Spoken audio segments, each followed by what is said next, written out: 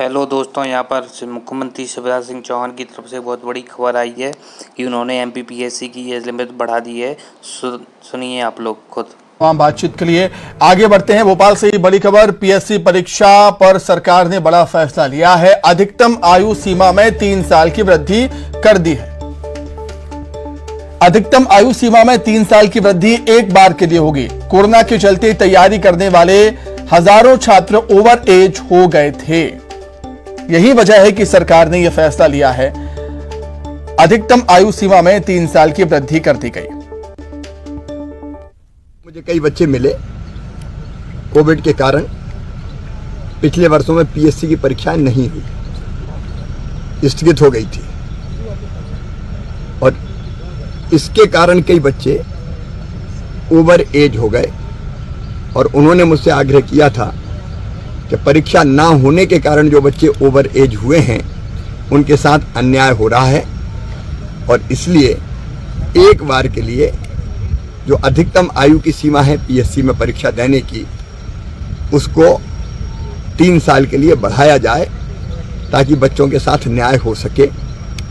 उनका पक्ष मुझे पूरी तरह से न्यायपूर्ण लगता है और इसलिए हम ये फैसला कर रहे हैं कि पीएससी की जो अधिकतम आयु की सीमा थी उसमें 3 साल की वृद्धि की जाएगी एक बार के लिए, ताकि इन बच्चों को न्याय मिल सके। ज्यादा जानकारी के लिए सीधे भोपाल का रुख करेंगे। रंजना दुबे जुड़ गई हैं लाइव। रंजना, स्वागत योग्य फैसला है सरकार का।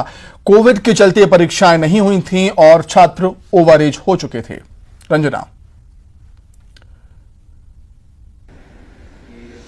जी सुमित, बिल्कुल जो छात्र हैं वो ओवर एज हो चुके थे, लेकिन फिलहाल एक बार ऐसा मौका दिया जा रहा है जब 3 साल के लिए जो मौका है स्टूडेंट्स को वो दिया जा रहा है। लेकिन जो पीएससी की तैयारी कर रहे हैं उन स्टूडेंट्स के लिए ये राहत है या नहीं है, क्योंकि बार बार जो परीक्षाएं हैं वो बढ़ रही हैं, अटक जाती हैं, रिजल्ट नहीं आ पाता है। तो स्टूडेंट्स से उन्हीं से बात करेंगे। आप बताइए कि राहत है आपके लिए, क्योंकि ओवर एज जो है स्टूडेंट्स हो रहे हैं, आप भी तैयारी कर रहे हैं, तो आपके लिए राहत है सीएम ने जिस तरीके का फैसला लिया है? राज्य सरकार की तरफ से ये जो राहत का विषय है ये स्वागत का विषय है, क्योंकि हम देख रहे हैं कि विगत कई वर्षों से परीक्षाएं निरंतर हो नहीं पा रही हैं या कुछ अड़चनें आ रही हैं, जिससे एक तो एज जो है उसका खामियाजा छात्रों को भुगतना पड़ रहा है। और जो मैं जैसे तैयारी कर रहा हूं तो मैं अब इस फिक्र में हूं कि मेरी ऐसा ना हो कि अब अगली जो परीक्षा दिए गए समय से नहीं हो पाई तो मेरी एज निकल जाएगी। तो इस तरह का फ्रस्ट्रेशन कह लें या एक डिप्रेशन टाइप का छात्रों के अंदर आता जा रहा है धीरे धीरे कि समय मौका मिल गया। हाँ, अभी मौका मिल गया है। तो इसी तरह मैं राज्य शासन से आग्रह करूंगा, राज्य सरकार से आग्रह करूंगा कि इसी तरह मतलब अन्य परीक्षाओं में भी ये प्रावधान किया जाए और मतलब समय पर, निर्धारित समय पर ये परीक्षा करा ली जाए, ताकि जो छात्र बैठे हुए हैं तैयारी में उनको ऐसा दिक्कत ना हो। और भी स्टूडेंट्स आप लोग बताइए, राहत है आपके लिए या फिर और कुछ भी आप चाहते हैं? मैम, राज्य सरकार ने ये जो निर्णय लिया है वो हमारे लिए, जहां तक है 100% तो नहीं कह सकते पर 90% हम कहते हैं कि ये राहत का विषय है।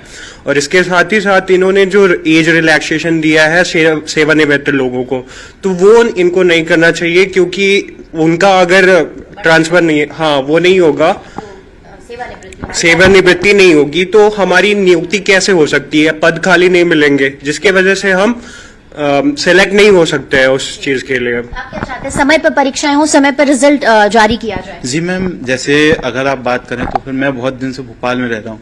अगर मैं 19 का पेपर दिया था तो 19 से लेकर अभी तक 22 तक वो क्लियर भी नहीं हुआ है। अभी मैंने 20 का भी मेंस दिया है तो उसकी भी प्रोसेस अभी भी अटकी हुई है। 21 का सर ने अभी राज्य सरकार ने पेपर लिया, उसका भी अभी तक कोई रिजल्ट नहीं है। मैं बात ये कह रहा हूँ कि हम जैसे स्टूडेंट लोग हैं, बाहर रहते हैं, बड़ी सिटी में रहते हैं, हम लोगों के पास इतना मैनेज करने का नहीं रहता है। लेकिन अगर यदि यही प्रोसेस 1 साल में पूरी हो जाए, ज्यादा से ज्यादा 1.5 साल में जैसे पहले हुआ करती थी, तो हम लोगों के लिए कम से कम मौका मिलेगा। यदि हमें रिजल्ट मिलते जाएं और रिजल्ट नहीं मिलते हैं तो फिर हमारे लिए ही दिक्कतें होती हैं, क्योंकि हमारे लिए यहाँ पे रेंट देना, बाहर रहना बहुत मुश्किल की बात हो जाती है। तो चल रही है लगातार परीक्षाएं, एक के बाद एक, रिजल्ट में देरी हो रही है, मुश्किलें हैं, या फिर अभी सीएम ने जिस तरीके से ओवर एज होने को लेकर जो मौका दिया है 3 साल का, जो स्टूडेंट्स है जो ओवर एज हो रहे थे उनको राहत है? जी, ये तो राहत का विषय है ही कि मतलब जैसे कुछ पार्ट में अगर दिया जा रहा है लेकिन जहाँ तक व्यापम की बात की जाए तो उसमें तो ऐसा कोई प्रावधान अभी आया नहीं है, हमारे एमपीपीएससी में ही आया है। लेकिन व्यापम में तो बहुत सी चीजें ऐसी हैं जो एकदम खींच के ले जा रही हैं। जैसे अभी रिसेंट की बात करें तो अभी परीक्षा 2 महीने 3 महीने और एक्सटेंड करते जा रहे हैं। जनवरी में जो पेपर होना था वो दिसंबर जनवरी नेक्स्ट ईयर तक खींचा जा रहा है, तो इससे प्रॉब्लम हो रही है।